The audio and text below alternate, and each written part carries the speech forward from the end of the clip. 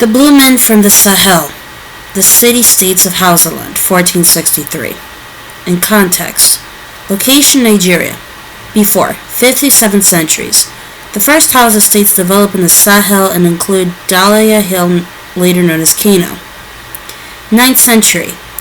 Muslim geographer Ahmad al-Yaqubi mentions the Hausa and its central Sahel location.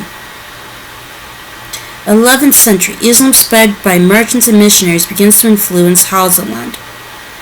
14th century. Hausaland's trading power starts to rival that of its neighbors, the Mali and Kanem-Borno empires. After 1804, Hausaland is conquered by Muslim Fulani leader Usman Fodio, who establishes the Sokoto Caliphate. 1903, Hausaland comes under the British rule as part of the Northern Nigerian Protectorate. Trans-Saharan trade, local skills, and abundant resources fueled the rise of Hausaland's city-states in the 15th century. They lay in what is now northern Nigeria, between Lake Chad and the Niger River in the central Sahel, a semi-arid area south of the Sahara. Kano became the dominant city-state, ruled from 1463 to 1499 by Muhammad Rumfa, whose policies laid the foundations of the future Kano Empire.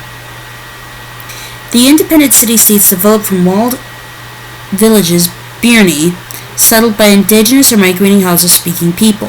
The cities grew as trans-Saharan trade increased. Hausaland was well placed on trade routes from the northern Sahara to the western Sudan and forest lands to the south. Though independent, the city-states were intermittently joined in a loose confederation from the mid-14th century. At this time, they also came under the influence of Muslim missionaries from the neighboring Mali Empire who encouraged Kano's ruler Ali Aji, 1349 to 1385, to convert to Islam.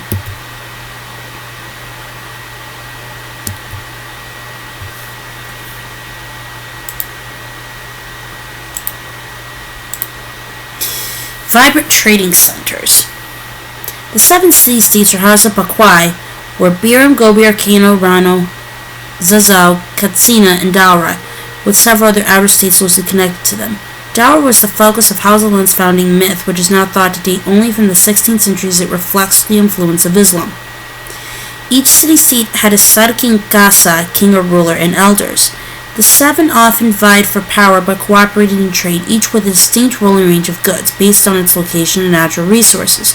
Biram was the original seat of government, while Gobir, on the western border, defended Hausaland against invasion.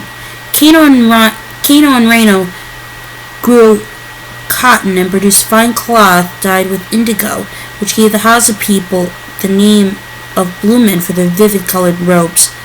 Kano was also a trading hub for ivory, gold, leather, and enslaved people, while Zazzau was a primary source of the enslaved acquired by raiding lands to the south. Katsina, an agricultural region, produced hides and crops such as millet and groundnuts. Because Katsina and Daura were close to the southern Sahara, they traded directly with trans-Saharan merchants. The rise of Kano. The rule of Muhammad Rumfa in Kano consolidated its power. Rumfa established the Kurmi market, still in use today, and welcomed foreign traders and Islamic scholars. Tutored by Berber missionary Muhammad al-Maghili, he also introduced Islamic reforms and built a grand palace and many mosques.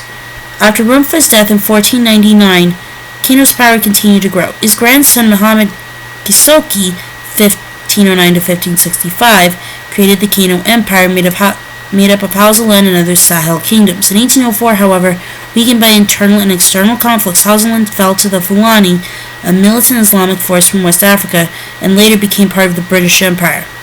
Today, the Hausa are the largest ethnic group in sub-Saharan Africa. Queen Amina of Zazzau. Born in the mid-16th century in Zazzau to King Nikatao and Queen Bakwa, Amina was the eldest of three siblings. According to oral tradition, her grandfather, in whose court she grew up, taught her military skills. Although she was named Magajiya, heir apparent, at the age of 16, her younger brother was crowned king when their father died in 1566. Rejecting many offers of marriage, including one from Kano's ruler, Amina chose to fight in the Zazzau army and proved herself capable of leading men into battle.